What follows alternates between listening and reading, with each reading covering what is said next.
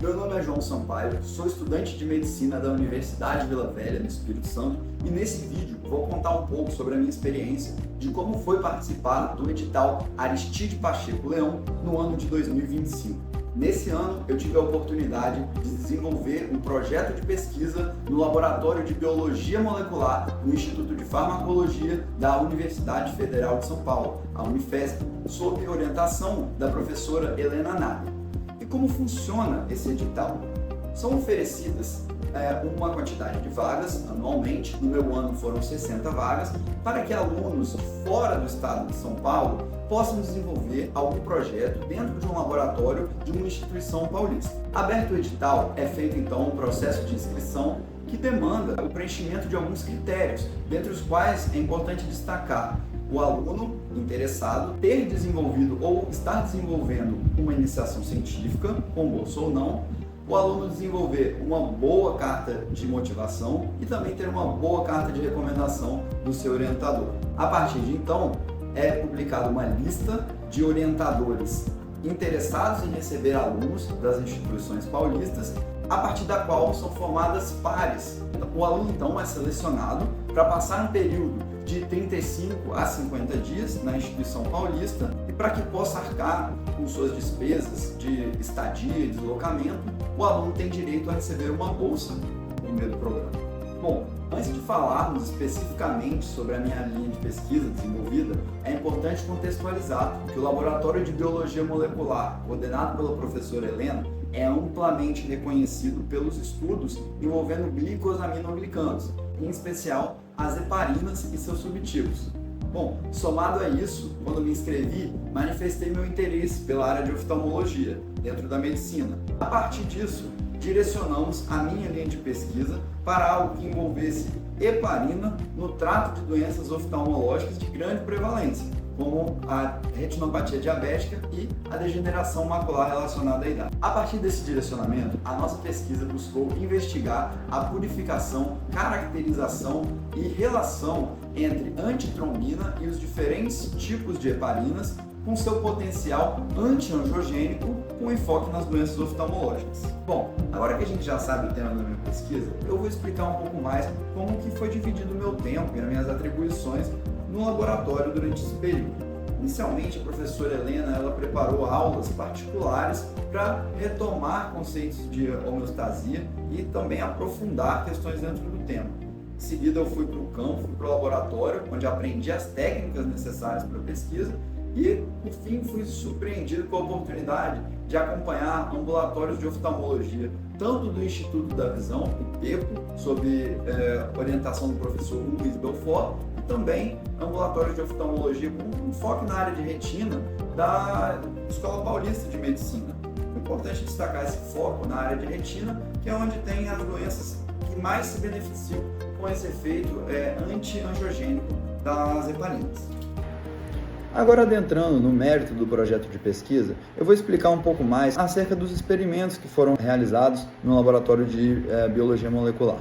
É importante, inicialmente, contextualizar a relação da antitrombina com as heparinas. Bom, a antitrombina ela é uma proteína essencial que controla a coagulação sanguínea e sua atividade ela aumenta muito quando interage com as heparinas. E no nosso projeto foram estudados 3 tipos: a heparina não fracionada, a heparina 6-sulfatada e a heparina de baixo peso molecular, que é a enoxaparina. Essas moléculas elas não só modulam a coagulação, mas elas também podem ter efeitos anti-angiogênicos, que interessam para as doenças como a retinopatia diabética e a degeneração macular. Para investigar essas interações, foram utilizados os métodos, as diferentes técnicas laboratoriais explicadas agora em diante. O primeiro processo foi a purificação da antitrombina, a partir do plasma humano. Para isso, eu utilizei a cromatografia de afinidade e uma coluna de heparina cefarose, acoplada a um sistema do aparelho ACTA.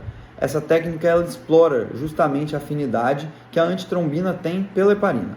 E ao passar o plasma humano pela coluna, a antitrombina ela se liga à heparina, enquanto outras proteínas passam direto. Depois, com a mudança de gradiente de sal, conseguimos eluir a antitrombina purificada. Em seguida, foi necessário realizar a dessalinização das proteínas obtidas. Isso porque a cromatografia de afinidade ela utiliza concentrações elevadas de sal para eluir a proteína, e esses sais eles podem interferir em análises posteriores. Para isso, usamos colunas de troca de tampão, que removem o excesso de sal e deixam a amostra em condições adequadas para os próximos experimentos. O próximo processo foi a liofilização da antitrombina. Essa técnica ela congela a amostra e depois remove a água por meio de sublimação. Depois, partimos para a quantificação da antitrombina, usando um ensaio colorimétrico, o BCA. Essa técnica ela é baseada numa reação química que muda de cor de acordo com a quantidade de proteína presente. Assim, foi possível determinar de forma precisa a concentração de antitrombina nas amostras para análise. Com a proteína purificada e quantificada, eu utilizei eletroforese em gel de poliacrilamida. Essa técnica ela separa proteínas de acordo com seu tamanho e carga molecular. E foi possível verificar a pureza da antitrombina isolada e também analisar os complexos formados entre a heparina e a antitrombina.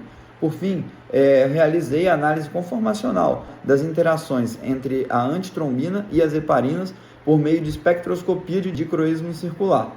Essa técnica ela avalia como as proteínas absorvem a luz polarizada circularmente, permitindo estudar as mudanças na sua estrutura tridimensional.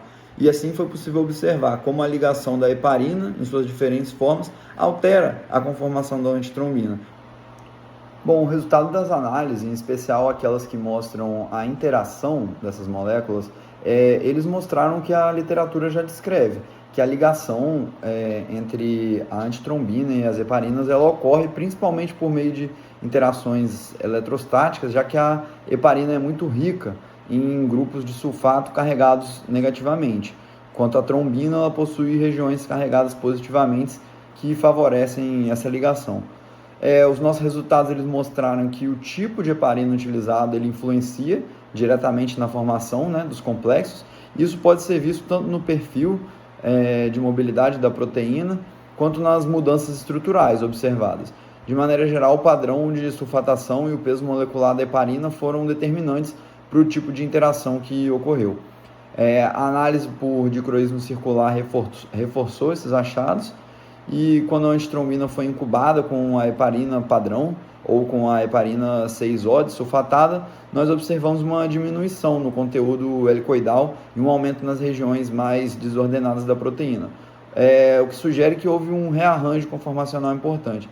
Já a enoxaparina tem menor peso molecular, isso levou a conformação intermediária da antitrombina, aparentemente mais estável do que a induzida pela heparina 6O. Esse comportamento ele pode estar relacionado ao fato de que a enoxa, ela, justamente por ser menor, consegue se ajustar melhor às regiões específicas da proteína.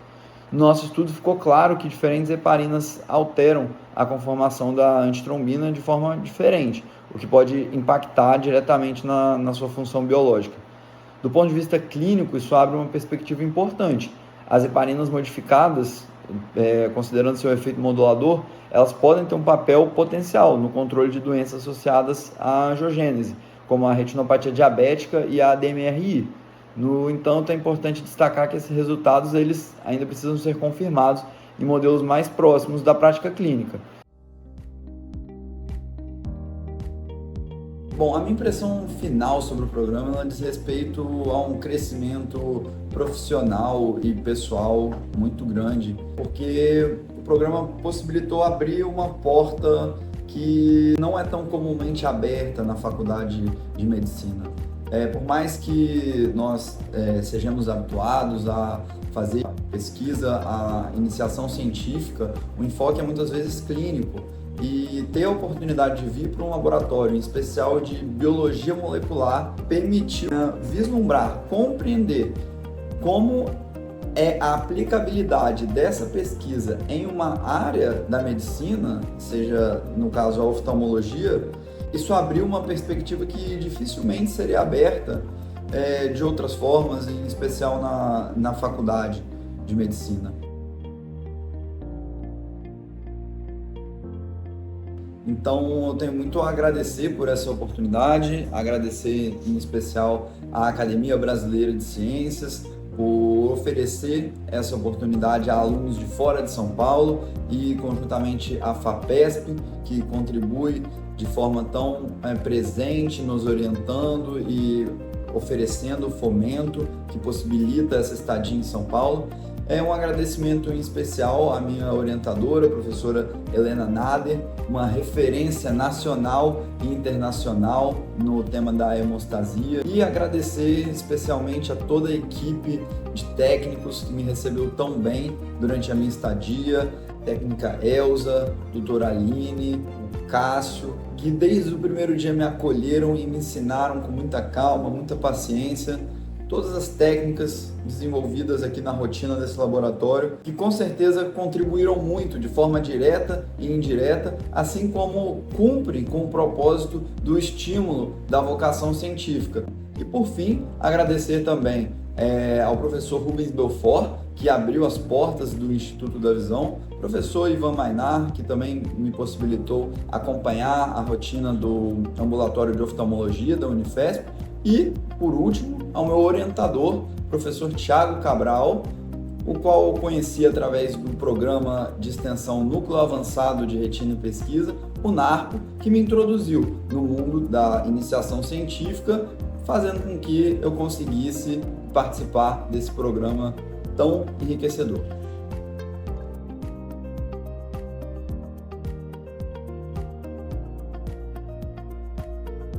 Eu queria complementar dizendo que o programa Aristide Pacheco Leão ele permite não só uma imersão no mundo científico e na pesquisa, nos laboratórios, mas também uma imersão cultural.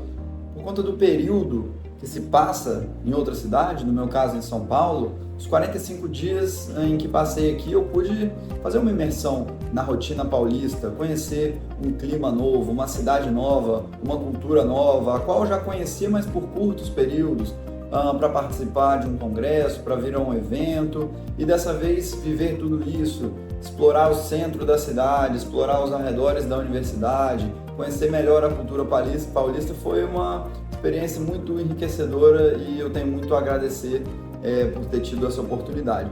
Vou deixar algumas das fotos, alguns registros que fiz aqui e dizer que sou muito grato por ter vivido tudo isso.